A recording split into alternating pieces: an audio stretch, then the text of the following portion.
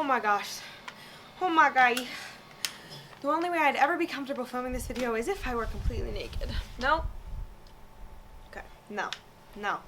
Don't even. If I see one comment about that, I'm deleting my channel. I'm not kidding.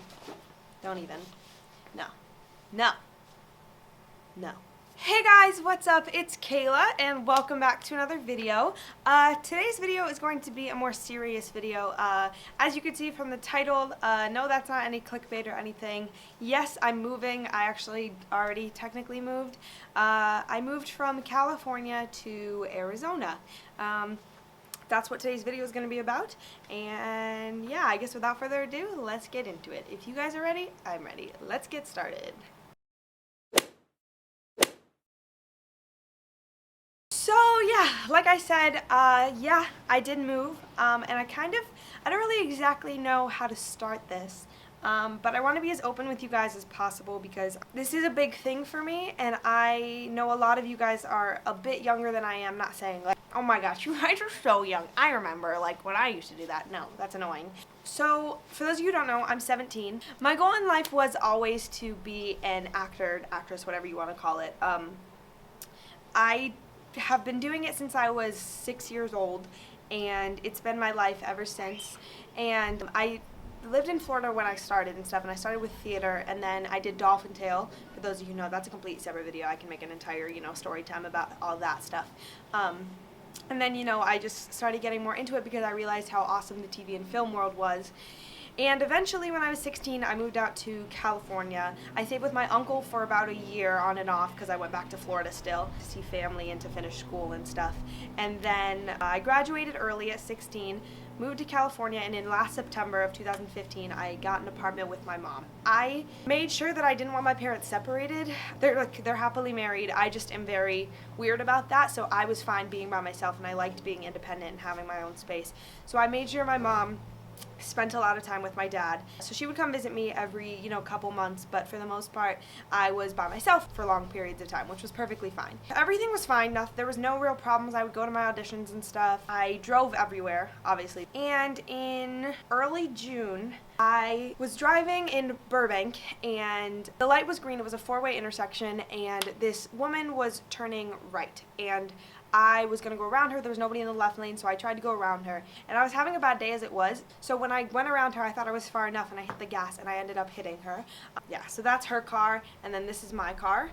And a couple days later, I talked to my dad about it, and my dad's very old-fashioned, so I thought that he was going to be very upset, but for the most part, he was completely understanding, and he was saying how there's a lot of people out in LA, so it was bound to happen eventually.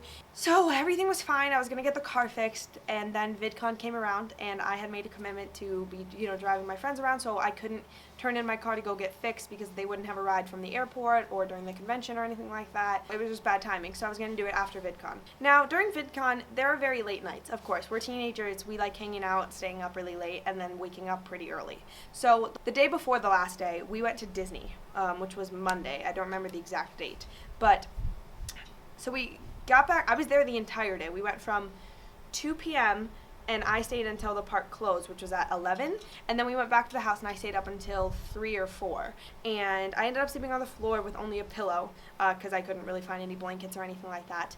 And the next morning, I woke up and found out I had a commercial audition in Santa Monica, and VidCon is in Anaheim, and Santa Monica, bit of a distance. It's about an hour, almost maybe I'd say an hour and a half, something like that. After I said bye to everyone, I drove there with Joey, and I was very, very tired. And Joey had never driven in California, so it wasn't anything that he could have done. So I drive there, do my audition, I'm super tired, and I drive home. It was rush hour at that time, so it was about 4. It was like sort of the beginning of rush hour, because rush hour technically in California, like everyone thinks it starts at 5. But truthfully, if it's like 2:30, that's when the cutoff is. And I don't want you guys to think that I'm stupid or anything like that. I mean, obviously, this wasn't an intelligent thing to do, and it wasn't a mature thing to do, but I'm learning, so I want you guys to learn from my experiences too. So we were driving in rush hour, and it was about an hour and a half. Usually it'd be, 45 minutes to an hour with no traffic.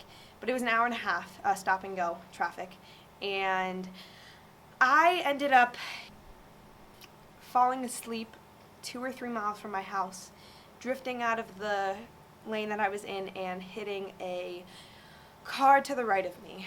And all of a sudden, all I knew when I woke up was I heard the bang, and I was like, shh, because this was probably 3 weeks or so after my first car accident, so I knew it wasn't going to be pretty for me. So I was freaking out. I was literally having an anxiety attack. I was terrified of what was going to happen. So I called my dad, and he was very, very upset. I know part of it, of course, was because he was worried, and another part was just because it was a very, like I said, immature thing to do, and it was something that I knew that I was tired, and I could have easily pulled over and just slept for 30 minutes if I needed to. I don't know, done something, and I didn't because I had too much confidence in myself. And not to say that I think I'm invincible, but you definitely think you can do a lot more than you actually can when you're a teenager.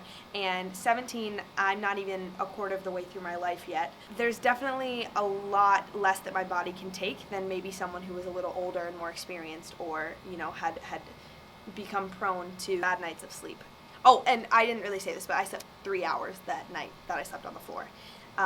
And after being at Disney, so I was super sore. There was just everything going wrong. That was when I sort of knew that everything was going to be crashing down. I was originally supposed to move in with Joey. We were going to move to the Los Angeles area. And after VidCon, we had already sort of found the place that we were going to move into. Joey had been doing, you know, the application, and we were gonna select a move-in date finally and everything. And almost immediately after the car accident, my dad told me that I was going to be moving to Arizona with them because they had just bought a house, and my mom and my dad were just going to move here, and I was going to move out because I pretty much had been already for the last, 8 months or so, or 10 months, however long. My dad and my mom decided it was best for me to move and not be by myself anymore. A lot of stuff changed, and it's only been 2 weeks, 3 weeks maybe since that car accident, and I have been driving again recently, starting to drive and everything, and I'm getting more comfortable. But I was very happy that I was going to Michigan almost right after the incident because I didn't have to drive and I could get some time with my family and just like recoup and everything like that. And truthfully, I thought that everything would die down with my parents and that they weren't going to actually make me move. But I'm paying the consequences of my actions. I wanted to make this video to explain to you guys how much worse that car accident could have been. Most of you guys, I would hope if you get tired, you would pull over. But I thought that's what I would do as well. But I don't know what came over me. I thought I could make it home, especially since I was 3 miles when it happened. I know a lot of you guys are 13, 14, maybe even 15, possibly turning 16 soon or already 16, which means you're in the age of starting to drive. In the first couple years of you learning to drive, you are not a pro driver. Even with me, I drove often. I thought that I was way better than I actually am. I still have a lot to learn. I've only been driving for a year and a half, and that's not long enough to grasp what you need to do in situations like the one I was in. It wasn't bad at all. Nobody got hurt in that car accident. I probably should have said that earlier. Nobody was hurt, not even a scratch, nothing like that. But it could have been far worse than it was. I could have completely totaled my car. I could have been thrown out the windshield. I could have posed a threat to a bunch of other cars, and it could have been way worse than it was. So I'm urging you guys that as you start getting your licenses to please doubt yourself, which sounds so weird. Doubt your abilities, but learn from them. Obviously, don't be like, I'm a horrible driver, but don't give yourself more credit than you actually need. We are all learning every single day, and driving is something that needs to be taken seriously no matter what. Please don't text and drive. All of this is going to sound so much like, Cayla, I know, I've heard this so many times. I'm not going to do it. But the temptations are very, very real to do it.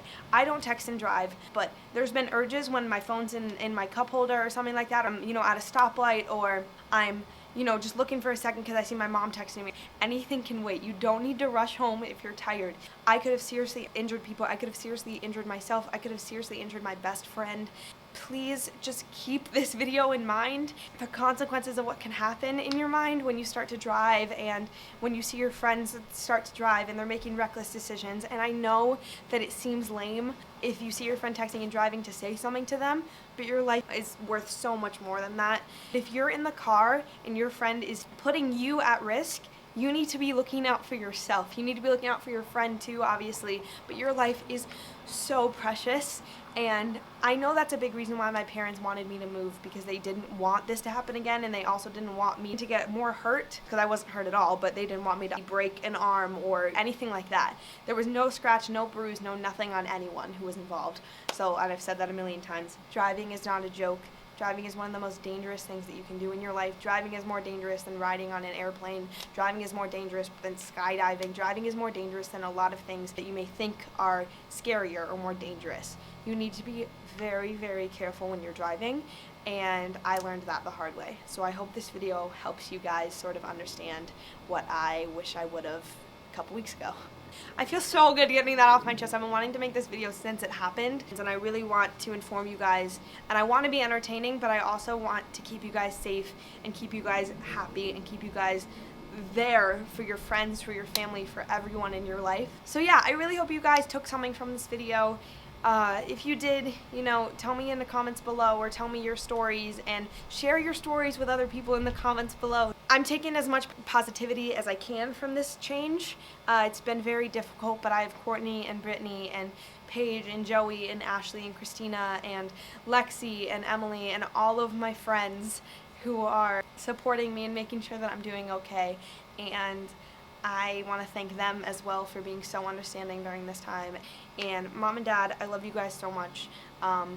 This sucks right now, but I know it'll be for the best thing, and I really appreciate everything you guys do for me.